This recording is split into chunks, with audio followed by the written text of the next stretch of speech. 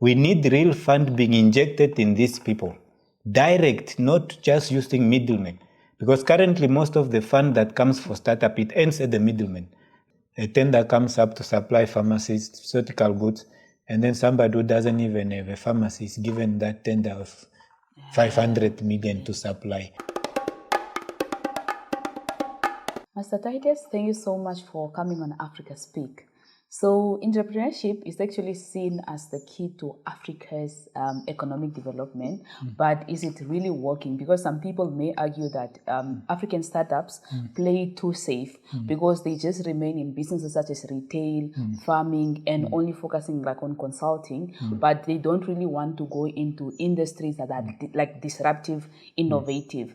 So as the author of Entrepreneurship Revolutionary, do you think that African startups are being too cautious, or maybe the systems that are put in place they are rigged against them?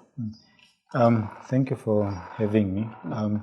Actually, entrepreneurship is a very broader topic or things that people have to follow, but in Africa, we have seen a significant number of increase when it comes to economic activities that are happening in countries.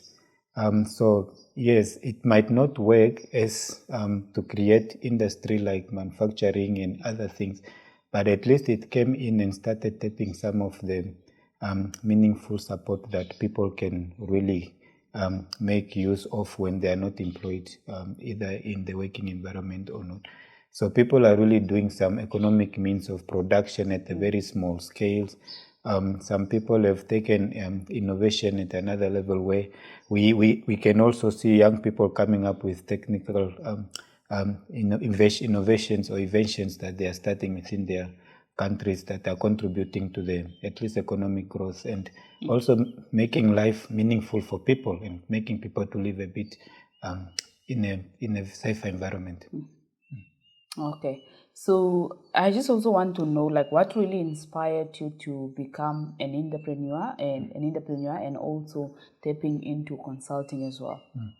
Yeah, I think this is just a passion that I had since even when I was still working.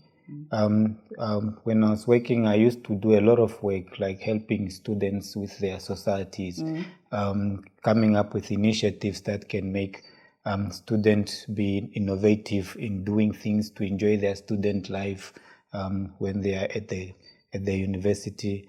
And then I also used to work with many young people that wanted to start businesses, so we can partner up and then we can start businesses as partners and all those things. But then I came to realize I was just passionate more about growing people, mentoring people. And then I found now my passion into business. And then this led me now to starting a business that can at least mentor and consult others to start and develop their own companies. So I was really inspired by the passion that I already had in helping people. So I just elevated it and turned it into a business model that I'm currently doing as a consultant. Oh, like, do you used to have a 9-to-5 job, or what do you used to do before you actually tap into business? Yeah, I was really working for the University of Namibia as an administrator, so that's when now the passion started growing. And then as I made my network growing with people, then I came to tap into business space where I'm currently working into. So this started from when I was still working, and then I realized, no, I could actually do better if I'm running my own business. Then I have that whole freedom to start working with many people instead of limited number of people. That's actually interesting. Maybe can you just share maybe your early experiences, both the successes and the failures that you like that really shaped your career currently where you are? Yeah, actually in 2019 I had some certain investment that I made into different businesses. And then we were really hit hard in 2020 with COVID. And then somehow I got trained up, and then I looked at some of the decisions that I was making when I was doing these businesses. And then I was now looking at how can I venture into this. So some of the failures, yes, they were there because now some of the decisions were rushed. Like I could not do proper research in the market. And then also, that's when I came to realize that SWOT analysis was very, very important because I only focused on internal things that I could do and things that were in my reach. But I did not do enough research because at that time, if you can really follow, there were already some hints that are coming, like there will be this disease coming and all those things. One could have really done a lot of research on that and make sure that, okay, if these things are like this, maybe I should not invest now. Let me wait after these things have surpassed or something. So that's when I came to learn that some of those the failures I went through. But the success story comes that though I invested and then I went a bit down, I never sat down or beat myself around for the wrong decisions that I made. I turned it into a positive environment. So with my consulting business model, I used that environment when we were in COVID to start consulting people online and telephonically because we could not be now allowed to move. So I started consulting people, and then from the information I gathered, I started writing notes, and then I realized most of entrepreneurs were really going through almost similar challenges. So I turned these challenges into addressing solutions so that people can learn from what others have already done. And then I wrote it into a book. So these books now speak about preventing startups, entrepreneurs from falling in the same pitfall of the stumbling blocks that other people went through, so that they can get more understanding when they start their own business. At least they can make wiser decisions for themselves. Yes. Okay, that's quite interesting. And how well did the book, like the book sell, and like the impacts that the book did? If you can just tell us about more about the book as well, and the impacts that it did. Yeah, so frankly, on the book, when it comes to marketing, I think we didn't do quite well in marketing, but then we managed to sell the first bulk that we printed. And then the interest was really there from the society and the community. And I received quite a lot of positive feedback from the people who read the book. Some of them, they were like, it's a guide that they were working with, because every decision that they wanted to make when they move in a chapter to another chapter, it's addressing, in guiding them in making such decisions. Because then it speaks about how you start a formal business, and then it comes to how you grow your business, and then it ends with how do you develop a corporate governance for your own business, and then succession plan. Because in Africa, I've also learned from the past that most of people's business that were successful back then, they have died out. It's because when the people were running this business, they never had a succession plan on what happened should they are normal, or should they move on with other responsibilities or duties, or when they are not capable of running their own businesses. Normally, we don't put systems into place that can take over so that the business can run as a legal person. Even if you are not there, if you are not there, the business should be able to perform.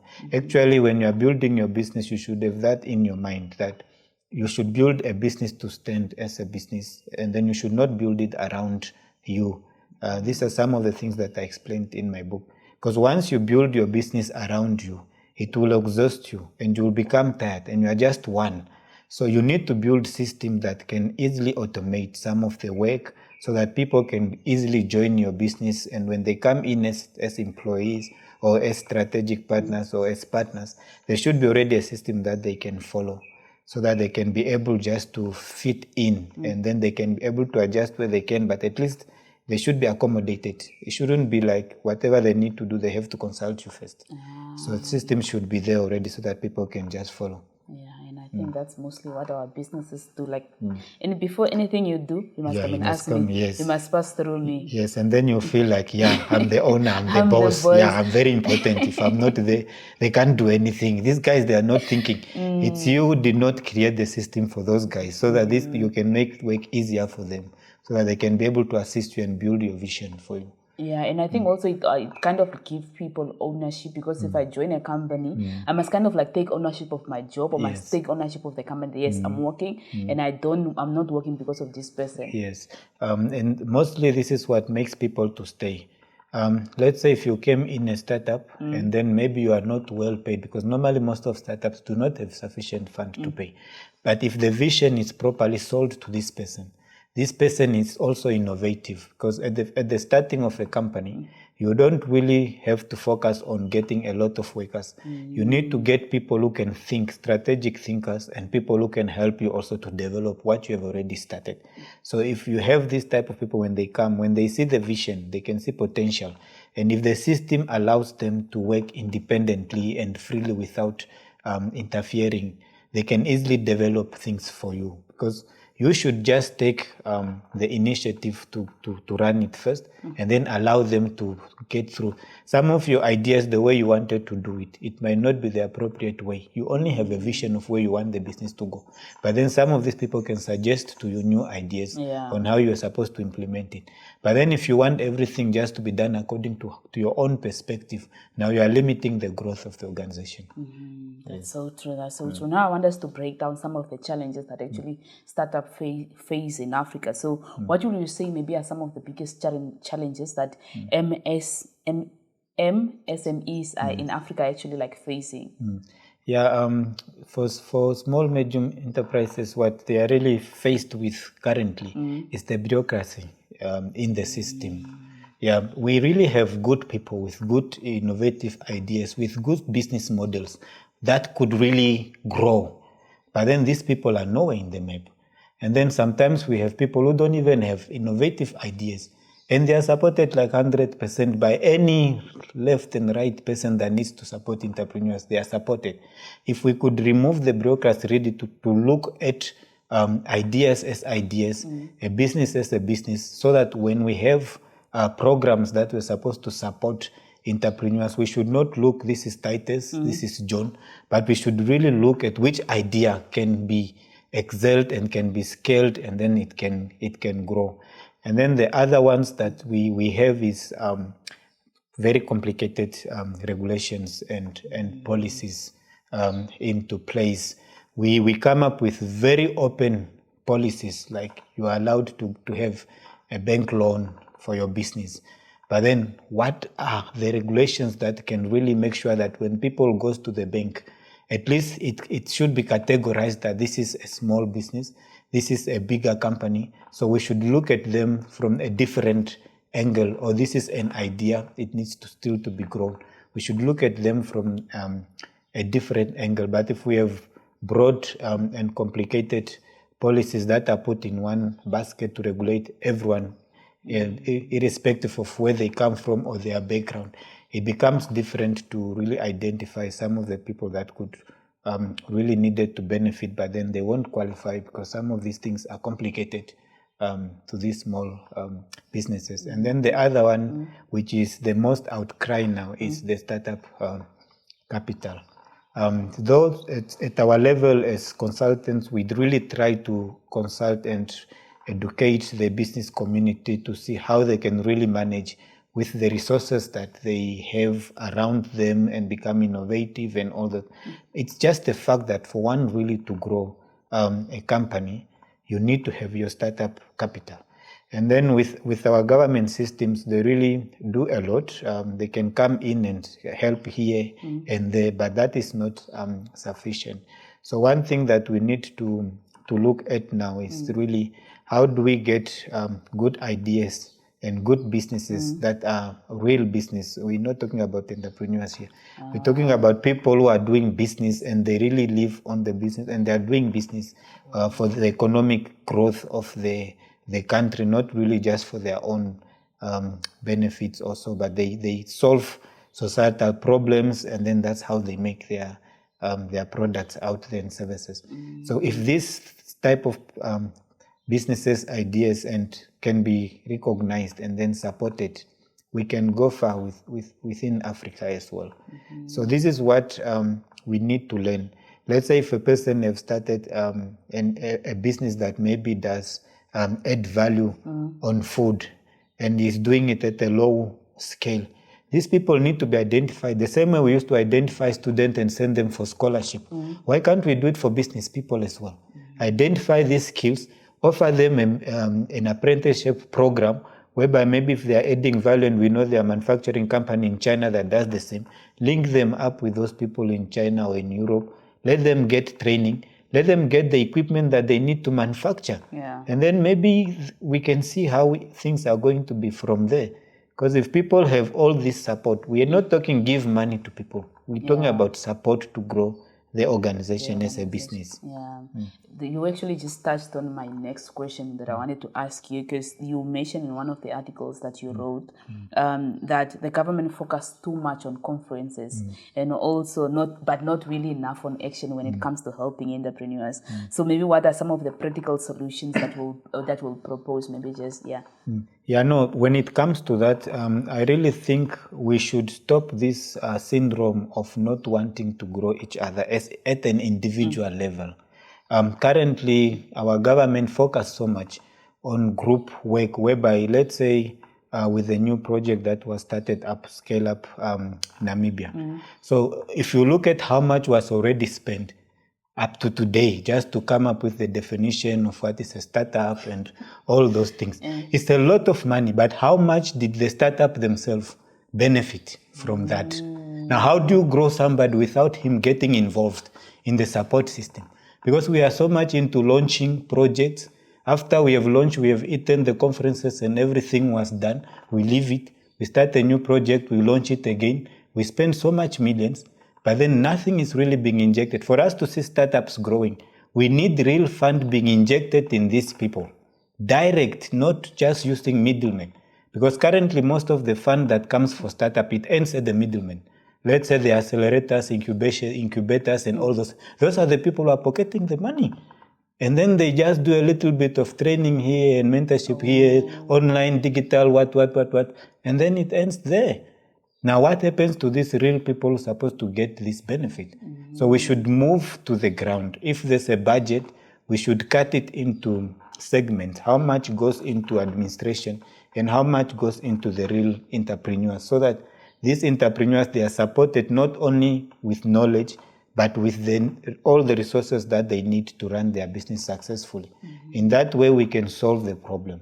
I think we really need to inject fund in the startups that are showing lucrative or possibilities of scaling, so that they can scale up. We need to come up with programs that can make these startups to become real businesses, instead of them being a startup for 5 years and then they fail to get fund and then that idea dies out and then it keeps going on and on. I see. And you, like, when you are speaking of startup capital now, and that these people, they actually need the money. So how much money do they actually know? Because I see like a lot of competitions, especially entrepreneurship competitions or pitch competitions that happen. It's like 50,000 Namibian dollars and like people, the first price is like 50,000 Namibian dollars or maybe 5,000. But then you look at it as now somebody running a business. Is that money kind of like enough to actually run a functioning business? Yeah, actually, how much a business needs, it depends on a different type of business that the person is running. For example, if you are setting up a manufacturing company, that 50,000 could just be maybe a concept something. But then with entrepreneurship skills, every little thing leads to another things. So those people who gives even little money, we appreciate. We cannot overlook on those things. Those who give even little money, we appreciate. And this is what we want. What we don't want is these programs that runs and then it ends, and then entrepreneurs themselves, they walk out with zero. So we need this type of initiative where they give, even if it's a 10,000, 15,000, 20,000. Money is money. At least that thing, when it comes to entrepreneurship, we don't really look at big figures. Yeah. We are always content with what we can get, then we can see how we can move past that. But then it becomes very difficult if that startup or that business is having zero and then they need to get maybe equipment for them to start operating. They have the idea, they have the skills, they are graduates, they can do that work, but maybe they just need the camera now to produce their programs or all those things. So that person wants that now. It becomes a stagnant business. But then if they go somewhere and they pitch and they got a 50,000, at least it can help them to get the basic equipment that they can easily use in their business. But however, this is not where we want to end. There are different stages of business. We always tell people, when you are starting, you can easily improvise with what you have. But then when the business start making fund, then you need more money than just 50,000, because now you need to scale up your business. Maybe you need to buy advanced technology. Maybe you need to invest in other human resource and all those things, so that they can come and assist you with the load of the work that you are working on. That's when now the business will need more fund. But currently, with the system that we have, even if your business is trying to scale up, if you go there and you are looking for a huge amount of money, they will ask you for collateral, for example.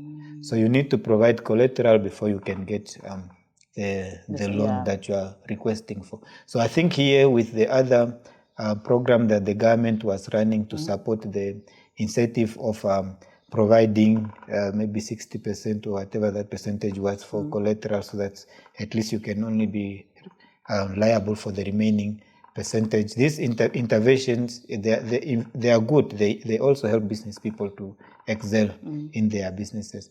But then we need programs that are run from the government itself. Instead of organizing just conference meeting where they discuss strategic planning and all those things, we need now to look at what was already approved. Are they implemented? Now, if they are not implemented, can we take them and start implementing some of these things? I read a lot of policy, one of it being the 2017, if I'm not mistaken, strategic plan for Ministry of Trade.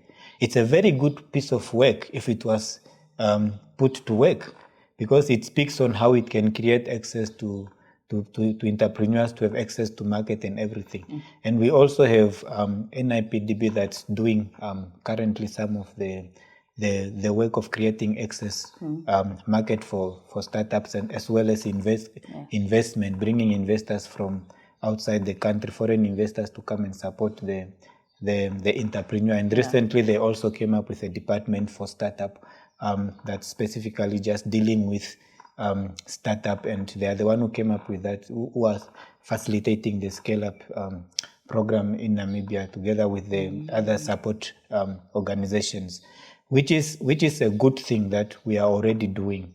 But then still, most of these programs are 80% active in Windhoek. Now, do we want to say Namibia is Windhoek? So these things need to be equally. There should be equity in distribution of resources. We need now to go to the regions and make sure that these products and services that we are offering in Windhoek, they are also felt in other regions.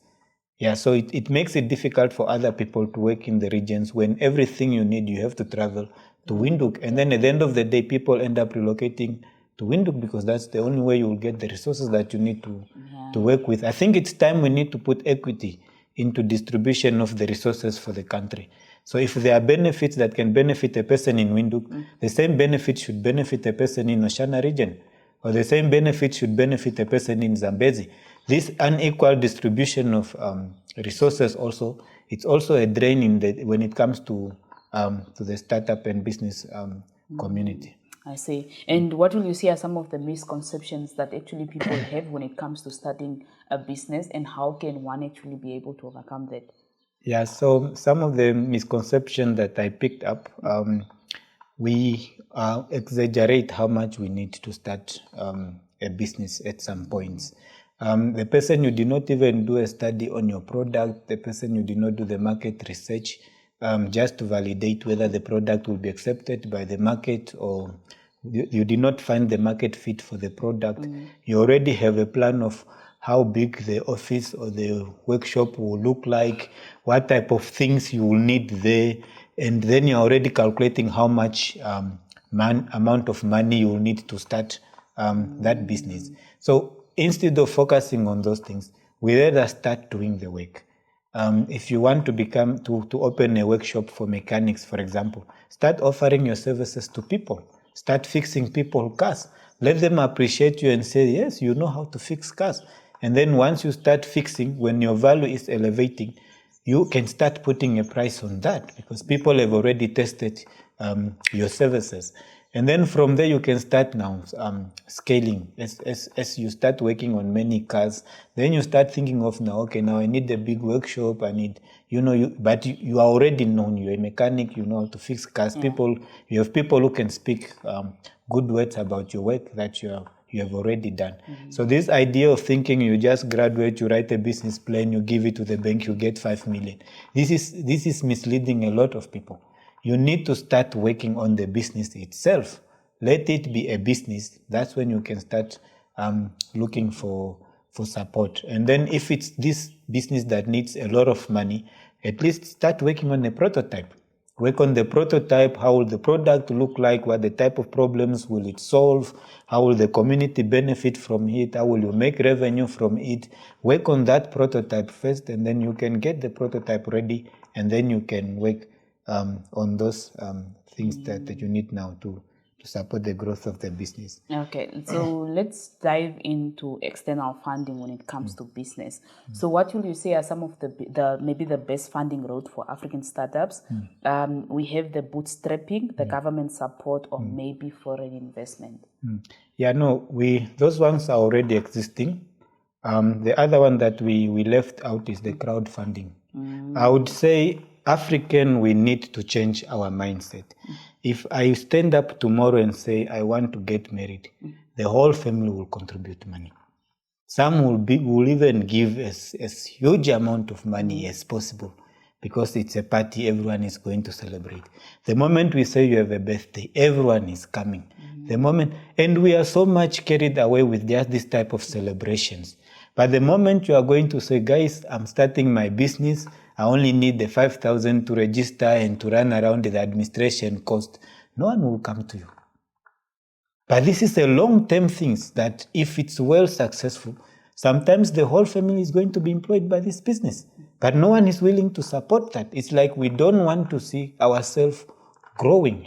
So the best way we can start as young people in Namibia, we are working.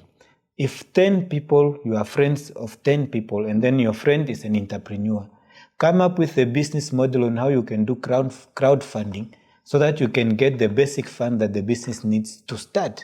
Because once the business grows, external funding can become easier for that person. But the challenge is always starting. That's where the problem is, because no one will believe in an idea. But that's where now your family, your friends supposed to believe in. And also the startup people that are doing business, we should not use business as a way of getting money for our own personal needs, because that's when it makes it difficult now for people to believe in the next person when they want to ask for funding from their families or the friend, because the previous person who was given money did not use it for the purpose that he requested for. So one of the way we can work around these funding problems is doing crowd funding. It can really help us a lot to raise startup capital for ourselves. Yes, and we cannot ignore the government support. Government have supported some successful business that are currently existing, and we need to carry on that. But then the only thing that we need to do is government should focus on making sure that when we give funding, it should be reasonable enough to make sure that the business can start and run, or the business can grow. And we have the current grant that gives equipments, which we are very grateful, because it helps people with equipments and then they can start operating. But this equipment needs maintenance. You give me equipment worth 80,000 and then I don't have material to put in, for example. So if we are giving equipment, at least let's make sure we give to the business that are already making income so that they can maintain it. If we can't, then let's give them also operational cost, so that we make sure we give them equipment and operational costs. Then we come back to them and say, we gave you everything. Why did you fail? Because now when you give them equipment, only when you come back, they will tell you, no, but I did not have operational cost to manage the equipment and to manage the expenses, just to make sure that at least I manage in the 6 months. Because starting a business is not that when you start today, tomorrow you're already making profit. You need to break the even analysis, and normally this takes time for one to reach that. Now, while you are jungling around that, how do you manage now the business and the high maintenance of the equipment that you were given by the government. Okay, so coming back to the government, like especially some entrepreneurs, we argue that actually like the business don't spend or they don't really support Namibian startups. But then some argue that also like startup, like the government funds will make you dependent. So like, what are your thoughts on that as well? I think people who have a business mind are those people who are really not dependent on the government. There are people who are dependent on the government, that they cannot do anything without the government. And putting that and generalizing, it's very dangerous now, because then you are making those one who could be able to excel with that support also being put on a disadvantage side. I think what the government needs to do when it comes to that is just to have a proper controlling mechanism on how they support people. And then just to make sure that if a person was already funded from the government, he should not be qualified again to get funded for the same level where he got funded. Because what we see now, those one who are well connected, some of them are living on those grants. Those are the dependent one now. Because the same person got funded in 2018, the same person got funded in 2019, the same person got funded in 2020. Because these people, it's what we speak about, bureaucracy. And then there are these real people who are really doing the real business, and they cannot even get support from there. So if we can find mechanism to control the bureaucracy in the government, and then also just to make sure that we control how we fund our people can put this fund to good use. And then we make sure that when we are funding these people, they are also sometimes decentralized into the regions. You know, in regions currently, if you look at some of the administrative work, they are just there to receive application and send it to someone in Windhoek. But then we have chief what in regions. Now, what are their responsibilities, chief? If they cannot make regional decision at their region, if they cannot put functions to work at their region. For example, I can also give an example of the autonomy of decision making when it comes to these programs. They are always sent to Windhoek. Things are applied in regions, and then they send them to Windhoek for approval. That is now what is affecting some of this. If we can decentralize most of this work into regions, then it can be able to help. For example, even just to do some of these business registration things, we are still not doing it at region. We currently only have it in Oshana, and then at the coast in Erongo, and then in Commerce. Other regions still they have to send to Windhoek, and then that hassle is just, we want to walk in an office and submit my things and then I collect it. Because we are all Namibian, why are we not giving the same resources to everyone? So some of these things are the ones that we need to address. But then this thing of being dependent on the government, I don't think it's possible that people can just keep depending on the government. They are those people who want to depend. But then people who are into business, sometimes they just need the push. Once you push him, he can then stand on his own and grow his own company. So we can find the balance between that. Okay. Interesting. So I just want us to really tackle also the truth about entrepreneurship, if it's being misunderstood or maybe overhyped as well. Because like there is this growing sentiment that entrepreneurship like is being romanticized.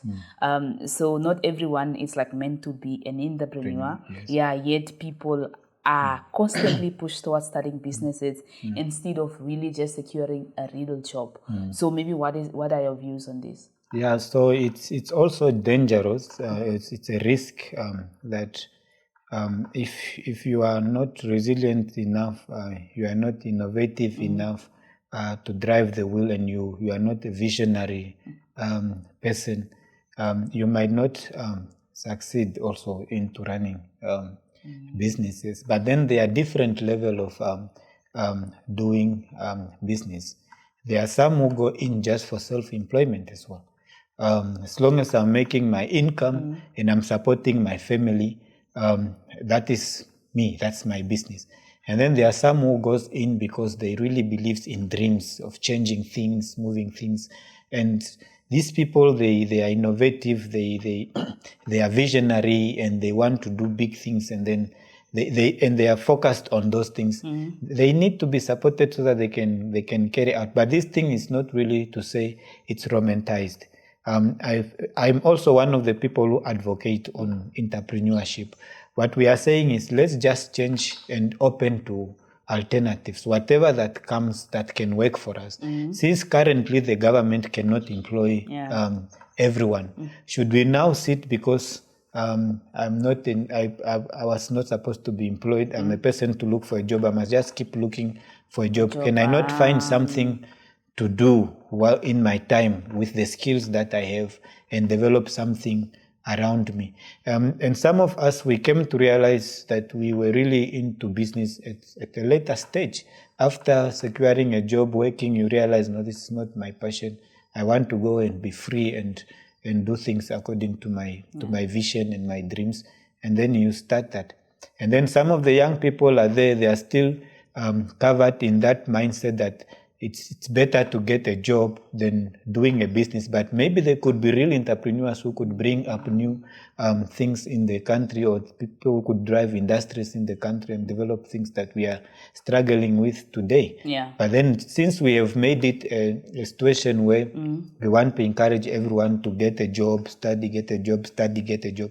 These people are working in the government, they are working as nurses, as teachers, but then their level of intelligence is above just being a teacher, or people that could really maybe do much, much better things. But just because there are no system that can absorb them and make entrepreneurship also an easy thing to do, they are just choose work for security. Okay. So I want us to go to also look at the dark side of entrepreneurship, because entrepreneurship is not all the roses and everything, right? And you spoke of like bureaucracy as well. So I just want us to be honest. Like, many businesses in Africa complain about success depending on who you know in the industry. And I think you also touched on that a little. But rather than your business, rather than the business model, so how do ethical entrepreneurs navigate a system that often rewards connection over competence? Yeah, no, it's true. Those things are everywhere. It's in human nature to put. Most people would put their own interest first above anything else. Yeah. But then when it comes to business, I think this is some of the things that I touched in my book. Being honest also pays off. In business. So telling the truth pays off, especially if you are a startup. When you are faced with challenges that you can see you are hardly going to overcome that, tell the people the truth, what's happening with you. It's true, they can get angry and they can, but at least you put them at the liberty to make their own decision about what is happening. That is the most important things. If there's certain work that we're supposed to do and it was delayed, just tell the person, I won't be able to deliver according to the goals. I have this A, B, C, D challenges.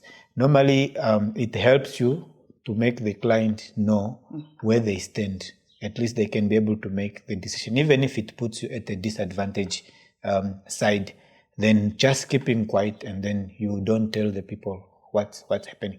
So this component of the business where people fail to build this type of ethical behavior, it has cost a lot of business to die out. Because then when you have 5-10 people running after you and you are not telling them what's happening, you are now going to be looked at as a criminal. So telling the people the truth, it can help, and then it can guide you also on what the people can do with their own choices. And also, when it comes to the governmental side, there are also those people who are employed to serve the interest of the entrepreneurs, but they use it to their advantage. They share certain information with their relatives or friends, and then the public, it's not knowing what's happening, and then only few people get to benefit from those things and all those things. These things are happening out there. Or sometimes an advert of certain things, they are always coming out 3 days before the due date. But these people knew this thing was going to happen. Now, why do you delay the thing until the last day?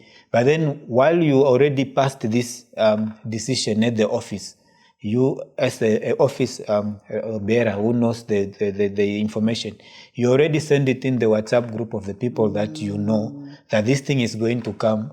Please prepare and all those things. And then when it's going to come out, it's just having 5 days for people to prepare to submit. And then those one whom you told earlier, they had enough time to prepare. And you even maybe can go into details on what type of things needs. And these things are happening both on the entrepreneur side and then on the people who are supposed to support. So these type of things now, they make people who are doing real business to become more frustrated. For example, let's say you have a company that supplies pharmaceutical goods, and then a tender comes up to supply pharmaceutical goods, and then somebody who doesn't even have a pharmacy is given that tender of 500 million to supply. I'm just giving an example. I'm not talking about any companies, just the bureaucracy that we have in Africa. Then you have maybe 20 employees that need to get paid, and this person does not have any employee, but they are the one who are benefiting from those tenders. So your business have to survive with difficulties while this person get this money and just live it on a lifestyle and just enjoy life without even investing back in the country or in the community. And these are things that we see. We don't even have to go far. It's something that's happening in our eyes. So if we can find ways of solving this, these are the challenges that entrepreneurs are really going through. If we can support those real entrepreneurs, people who really have business in the ground, people who are really running real business, then we can go far with this business entrepreneurship things. So true, and I think we saw that also with the fish rod case, where companies were started in one day, and the same person approving all the projects and all that. But and just want to also ask you personally, like, have you ever faced a situation where corruption or maybe bribery or nepotism seems like the only way to actually move forward, and how did you handle it? I think in my case. Being from the perspective of social enterprise, I became more content with the business that I'm doing now. Some of my friends even come to me and ask me, but why are you not doing this? Why are you not doing this? Others have done this and they became rich. Others have done this and their business have grown. Others, because with myself, there's a business model that I'm running. I want to become one of the self-published authors who speaks about real things that happened in the business itself.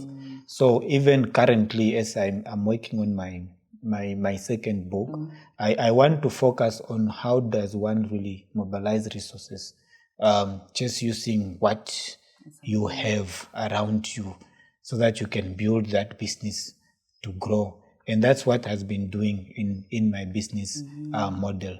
So these things of getting projects and all those things, or being connected to people to get what. I only use them in the right way, whereby if I need a certain support from an organization, I can just approach them and then apply and tell them what my project is all about and how I want to do it and what benefit will it bring in, and then we can discuss about those projects that I brought on the table. But then it's not really to say, even tendering, I did not even register a tendering company so that I can start just tendering right, left. Though I have the privilege and the knowledge and everything that I can do. It's because I also want to live as an exemplary entrepreneur. Somebody that when I'm going to speak after the 10 year and say, this is what we have managed to build, it should really be genuine business that I build through the business operations itself. Okay, interesting. And I just want also us to touch on the Made in Africa illusion as well. So there's a lot of talk about supporting local businesses, yet many African consumers still keep on supporting the foreign companies and foreign brands over local ones. So what do you think? Why do you think this actually happened? These are very. I think it's something that we can look in the space of the threat of the business community. One of the biggest threat we have for startups and SMEs in our own Africa is because they are already established company that can produce some of the things that we want to bring on the table at a very high advanced stage and then they get an advantage over that. But then not to withstand now what our African brothers and sisters can do for the continent. We also have very skilled people who can advance this. But failure to identify, because for you to compete with this bigger organization, like what our governments used to do, for example, they can maybe import goods worth 4 million or 5 million outside Africa, but then they can fail to put the same amount in a manufacturing plant so that this company can start manufacturing the same product that they bought for 4 million from outside Africa. It's like we are more comfortable to spend more money just to get the ready finished goods instead of creating our own environment whereby we can start producing our own goods. And this happens even at the individual level. It's easy for a person just to jump in a job of somebody's company who have suffered for 20 years to create, then him himself starting his own business so that he can be the owner of that business. It's like we are moved with comfort and luxury and all these things. We don't want to take the challenge that comes by creating that environment. The day the African government is going to take that risk to support its own indigenous people to create the environment of manufacturing these products and services, because other countries are supporting these entrepreneurs that are sending these products to us. So why can't we do the same for our own people so that we can start producing these products locally? And then the bureaucracy still comes and cement it up, because now when we want to do things in a local way, it becomes difficult maybe for me to get my own benefit. But then when I run a project outside the country, it becomes easy for me to get my own benefit. Bureaucracy is still playing. And then sometimes some people are running this agent organization that sells the same products. And then these people make it difficult for a local business to come through, because he is running this product, even if it's a foreign product, but he's an agent in Namibia. He tenders for those products and then he gets the supply. So it doesn't matter whether they came from outside or not, but then there are local agents who are doing some of those procurements, and then they get benefit from there. But the only way we can overcome that is if we can really look at it and create our own environment where we can create industries, manufacturing industries, so that these industries are owned by indigenous local people, and then we can do skill transfer where we can get people who have been done it, even if they are from foreign land, and then they come and do skill transfer to the local people. After 5 years, 10 years, people can carry on their own. Okay, now it makes me wonder, are African entrepreneurs actually innovative or innovating, or are we just replicating Western business models? Yeah, no, with African entrepreneurs, they are very much innovative. There are two different sides of these projects. What we normally look at is most of the people who are innovative, they are not accessing the resources they need to build and grow their innovation. And those people who are having access to these resources, some of them are not innovative. So we have a mismatch here. So people who are getting, for example, in Namibia, there are a lot of people who are having businesses in their suitcase, and they are getting million tenders. And then there are people who have really worked hard to build a company, and they keep submitting for tendering, and they never got even one. So the mismatch is the one that's killing the innovation of the people. If these innovative young entrepreneurs who are coming up with good ideas could be accessing the right resources that they need to build their ideas. I mean, last year I attended the MICT Summit, where we had a lot of stands of young entrepreneurs presenting their technical projects. So there were a lot of innovations there. But as our African norm, you can really say this is different from everything that I've ever seen. No one will pick it up from the supporting organization to say, okay, you have developed this app. How does it work? What type of support? Oh, this is really interesting. It's going to help our country to move forward. And then they put in support. We only come to them and say, wow, oh, you guys are doing great. Keep it up. Oh, God will bless you. God is not going to bless us if we are not blessing ourselves. We need to start blessing us. God speaks through the people. Yeah. He doesn't speak from above. So if you are telling someone God will bless you, you are in a position to bless that person. If you have the resources to bless, just bless the person. Don't refer him to God. Because God blesses the people through the people. So there are a lot of people who have innovative ideas and who have developed products, but they are not supported. And they are in Namibia. If we can call them tomorrow and say, come and pitch. A lot of people used to come and pitch, but the only person who walks out with something is the person who wants the 5,000 or the person who wants the 50,000. And what about the rest? Where are these things going to West? And then we still import the same thing from the Western countries, because now we are not supporting ourselves as a continent. Yeah. So if we can identify, that's what I'm talking about, creating an environment where people can maybe build collaborations that can build such ideas to grow. We can even link them to university professors as their mentors. Then the mentors recommend to the bank, because now this person have gone through a mentorship from the university where he has graduated, and then the bank gives funding, and then there's already a board, there's a management to supervise this. These are the type of things that we need, instead of leaving these people in the hands of independent incubators. Independent incubators, they also have their own goals that they have to achieve as an organization. No one starts something just to help anyone, even if we have an NGO that says they don't want to make a profit. They still have an interest why they started that things. So, but leaving all our people just in the hand of this organization and the government is not taking ownership, it becomes a problem, because now we have, this one is saying we have already organization that can support you. This one is saying no, but we also don't have enough fund to support you. And then these people are left wandering around. They go to office and nothing is happening. That's so true. That's so true. Okay, so I want us to tackle to the side hustle dilemma that we have. So many young people jungle between multiple side hustles instead of really focusing on building one strong business. So is this resilience, or does it reflect a deeper economic problems within the country or the continent at large? Yeah, so I think it's a situation that young people find themselves in.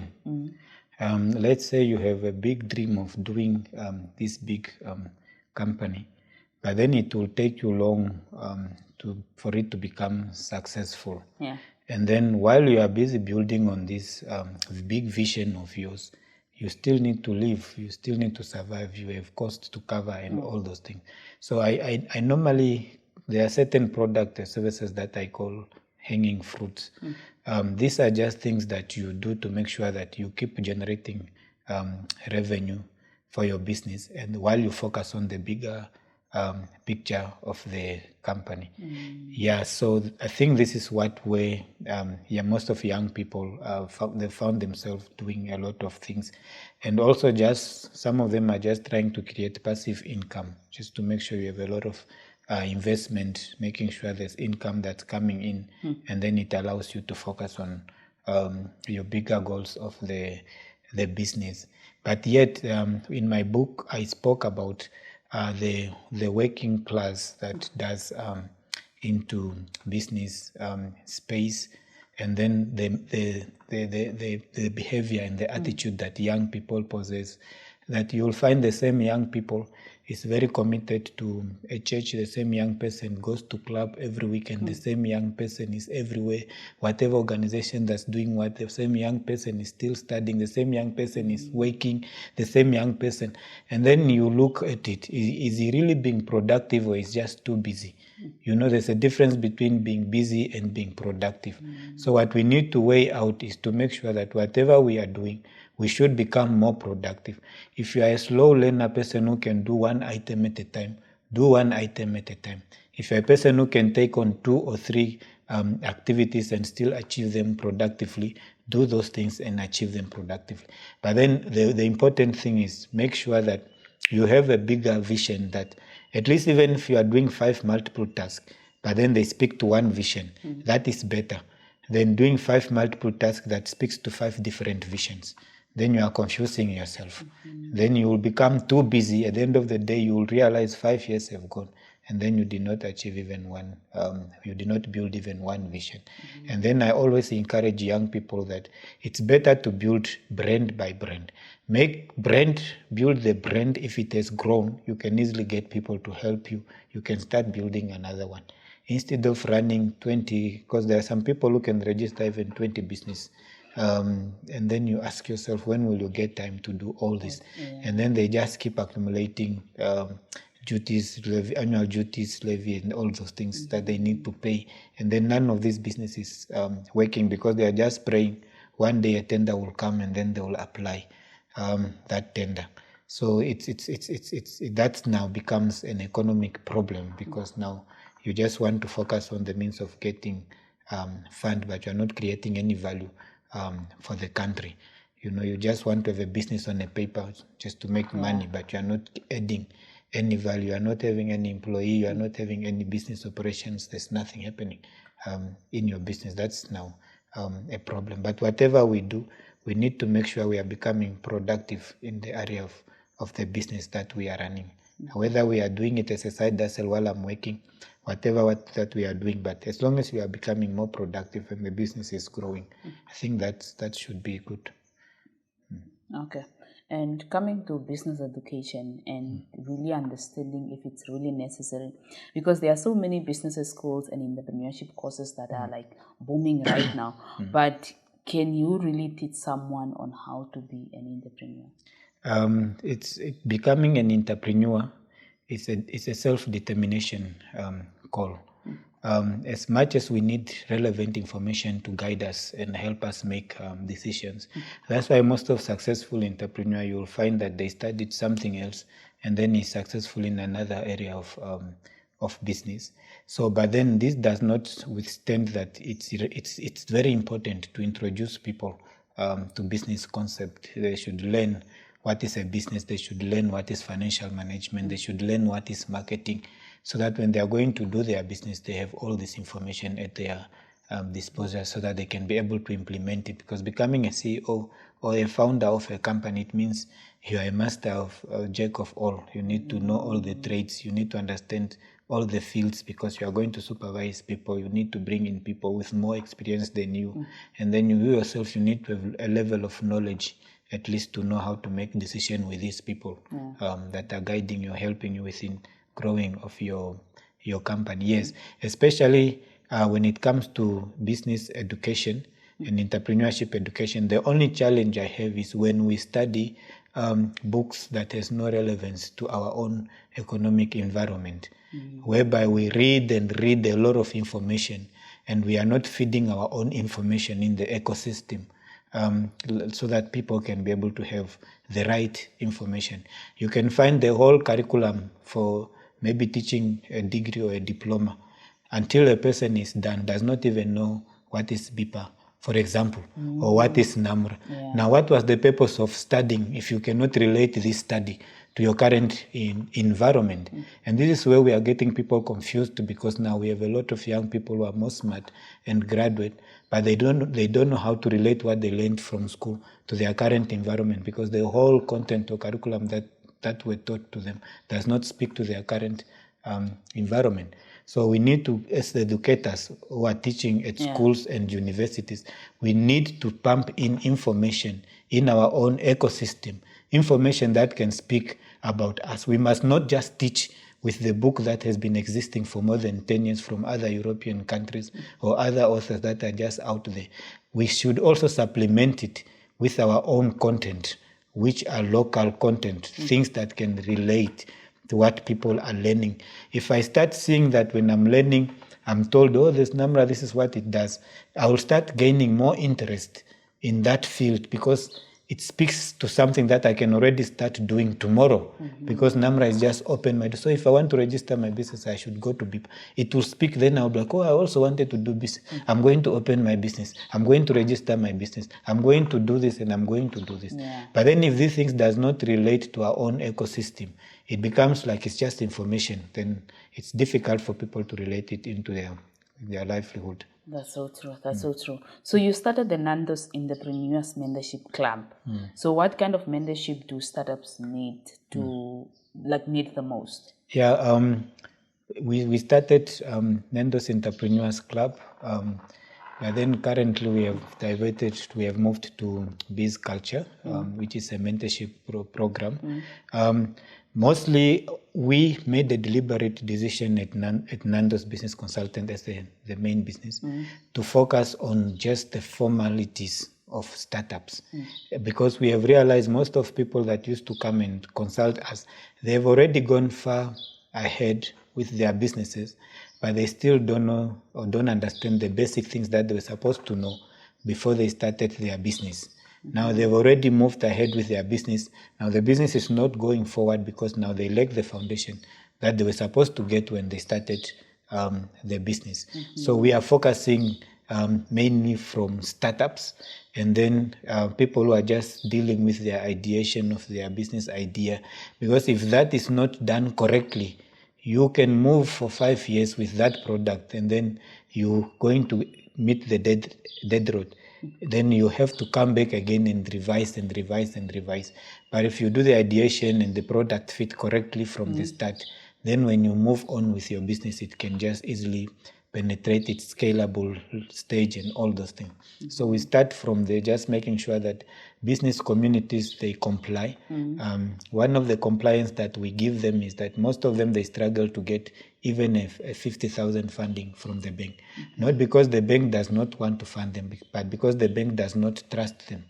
So they did not carry the account management that they're supposed to follow for their business. Like just having a business account, making sure you update your financial statement, you reconcile your accounts, you do your financial reporting, just these basic things that you need to put. And then after 6 months with this type of reports, and you need maybe a little amount just to inject in the business for a certain project, the bank can easily give you such amount of money. But then people are failing because of just this basic knowledge, and that's where we come in now and do this mentorship. And then the phase 2 is where we look at the startup now that has been existing at least for more than 2 years or 3 years, and they are working, and then they are making revenue, but then they want to grow and sales more, where we help them now with marketing, planning for their businesses, and then sales planning on how they can grow their companies to maximize the profit. The third end is supposed to be growth stage, but we still did not penetrate into that. We're still limiting ourselves to these two to see how we can grow. Once they reach the scale-up level, we believe maybe by then we are also going to have a bigger company, because currently that's the resources we can take. Should the company grow to that level with the people that we are working with, I think we can graduate with them in the growth business, where we can look at now other things like succession planning, governance, and all those things, and all the needful that they need to have in their business. Yes. Okay, so if you were to design maybe a perfect entrepreneurship ecosystem in Namibia, how would it look like? I think with the government, my main purpose, what I would look at, the person who should be the custodian of this project should be the government. Yeah, the government should make it like it's their own priorities. Just like how a parent, you have your child and you make it a priority that your child should have a good future when she grow up. The government also should take in entrepreneurship at that level, because once the government puts their head and their resources to that, they can easily achieve it, just like what they did with the goals for education. If you look at our education level now, a lot of young people have achieved a level of a degree. At least they have graduated. Now we need to turn these resources of this young graduate into resources that can contribute to economic growth, either through employment or through creating businesses, because those are the exits that we have at the end of graduation. Unfortunately, our government focused on exit of employment a lot, more than exit of people becoming entrepreneurs. You know, the same young people, I always used to tell people that the same young people that we trusted when they passed grade 12 with a NASFAF loan, of a 40,000 per year until they've graduated. They are the same people we cannot trust now with a startup capital of 100,000 to start their own business. But we trusted them when they were just grade 12 learners. Now we have trained them. They've become competent people, graduates. Now we cannot trust them with our government money. Something is wrong somewhere. If we trusted them when they were grade 12, why can't we trust them after we have trained them through our own education system? If we don't trust our education system, let's change it. So because if we cannot trust them to become business people unless we are saying our universities are not training our people to become business people. So if our university can train people to become business people, let's trust them with our money. Let's give them the money to start the businesses that they need. I know there are a lot of risks involved in the business and whatnot, but you might lose 25 people who did not succeed. Out of maybe you gave 50 people, another 25 or 20 or 5 people might be successful in starting businesses. They will still employ these other 25 who did not become successful in the same way. Even NASFAF, there are a lot of young people who were funded and they dropped out. We still lost money, but we are gambling because we need to make sure we support the people in the right way at the equal level so that those one who are competent enough to deliver, they can be successful. Instead of judging all of them at the same level that they can't. Maybe they might not make it or something. Yeah. So if the government can take the custodian to pump in fund, when they pump in fund to go into business, maybe in Ministry of Industry, some money maybe go to whatever other organization that they fund to support business. They should also have a budget allocated to be given straight to the business community. And the requirement should be almost similar to what DBN does, but then at least this should be a grant so that it can relieve the entrepreneur the stress of paying back the loan while they are still starting. Or at least give them a period of 2 to 3 years, 4 years to start, and then maybe you can start collecting. Just like how they used to trust students to go first, second, third year, fourth year until they have graduated. That's when they can start paying back the money. There is a lot of things that we can do. And then from the government side, after they've come up with a custodian like that, apart from NIPDB that's performing, they have their own mandate already on what they're supposed to focus. Now we can come up with institutions with different mandates which are supervised by the government. The challenge we are having again in the business industries, we have these different organizations. We pretend we are collaborating together, but we have a lot of outliers. There are certain things that no one is doing. Now who should do it? So the government should make sure we do not have outliers. If a person needs mentorship, there should be an organization where a person can go for mentorship. And this organization is controlled or supervised by the government. We should not leave these things to the third party. I think I said that already. Third parties, they have their own interest. They work according to their vision, missions, and objectives, whatever they want to achieve. But the government have a responsibility of all the Namibian citizens. Then, apart from the government, then they can work with these incubators now that are already existing. And then other industries like the private industries that have industries where these young people can go for apprenticeship and all those things, and internship and all those things. So apart from the internship of work, we need to come up with apprenticeship whereby people are trained in a skill. Like I think I watched this in Nigerian movies where people go work for somebody for 5 or 6 years, and then you graduate, you get your money, you go start your own business, you know. These are the programs we need. Put the graduate in apprenticeship program, let them go work for 2-3 years.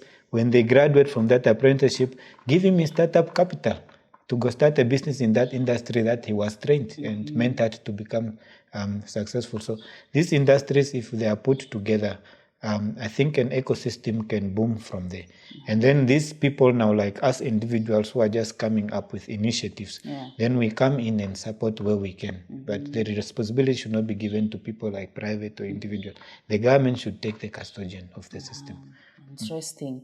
So what will you say is actually maybe your message to aspiring entrepreneurs who feel discouraged by financial or bureaucratic barriers? Yeah, I think if you're an entrepreneur and you feel discouraged with money, then you are not going into business, because the main aim of an entrepreneur is to solve community problem, and then you get rewarded the money. That's the main purpose of an entrepreneur. So if you cannot use your skills to solve the problem so that you can be rewarded with the profit, then you need to sit and reevaluate on what you want to do, because business is very hard. You are going to face a lot of challenges that are going to come. Maybe you can look at small goals or small business that you can run and just survive, like a family lifestyle, things that you can do and all those things. But then to start a business, you need money, and that's the tricky part. But then you need to go into business so that you can make also money. But then an entrepreneur, you will always have ways to work around on how these resources can come to you. I always used to tell entrepreneurs that don't look at money like it's money. Look at the things that you need. If you need water, look for water. Don't look for money to buy water. Find means on how you can get water. If you need a camera, find ways on how you can get that camera. If you need, and then in that way, you won't really be restricted, because when you look at money, it's very discouraging. You will feel like maybe I'll never get it. But there are other means one can make resources available. Sometimes you might work out, like some of us, we worked through the difficulties that we never thought you were going to come out, because you were looking for a certain amount of money and then you struggled. And by the moment you stopped looking for money and you start looking for solutions, you start moving forward. Because when you move a step ahead, each step leads you to another step, to another stage, until you can be able to reach whatever you want to achieve. So don't panic, don't give up. If you have a goal that you want to achieve, just work on that. If you need to develop a big aeroplane, but then you don't have money to do a prototype, get the card boxes. Build with the boxes on how you want that aeroplane to look like. Show it to people that this is what I want, but I don't have money to do the prototype, but this is what I came up with. You must find solution in some ways so that you can move ahead, so that people can find you on the way. But if you sit with that idea, then no one will know really what you are trying to communicate, because entrepreneurship is like, not everyone understands it. People will only understand it once it has come to pass. Those dreams you have, people might not understand it. Even if I sit here and talk to people about my dream, they will say you are mad, you will die and you will never achieve that. But to myself, I know this is something that I really have to work hard to and achieve it. So, but how do you do it? It's by demonstrating practically how these things should be done and all those things. So I think that's the only way we can be able to achieve our goals. It's just start doing it and show to people and prove yourself that yes, you are capable of delivering on those things. That's so true. So thank you so much, Master Titus, for coming on Africa Speak. Maybe finally, we can just where can people actually connect you, or where can they look at your work if they want to find you? How can they connect with you? Yeah, so if people want to connect with me, we are on Facebook at Nando's Business Consultant, and then on LinkedIn, I'm there as Titus Manuel. They can follow me there or link with me there. And then on TikTok, we are there as Entrepreneur's Voice. Okay. And then on YouTube also, we are there as Entrepreneur's Voice. Okay. Yes. All right. Thank you so much. Unless maybe there's something that you want to address or you want maybe to mention before I actually let you go. No, thank you also for having me. This was really a nice platform for us to share the information out there to the audience. So we are open. We also do free consultation for those who wants to consult just for information. Yeah, we can help you. Just do a booking and then we can assist you. All right. Thank you so much. Thank you, Elizabeth. Yeah. So there you have it. So thank you so much for watching this episode up until this time, and I hope that you really found it insightful and educational as I did. And please don't forget to like and subscribe, and if you have any questions or comments, you can just drop them in the comment section. And if you want to link up with Master Titus Manuel, we will as well just put his information in the description below, and you can connect with him. So thank you so much and see you next time.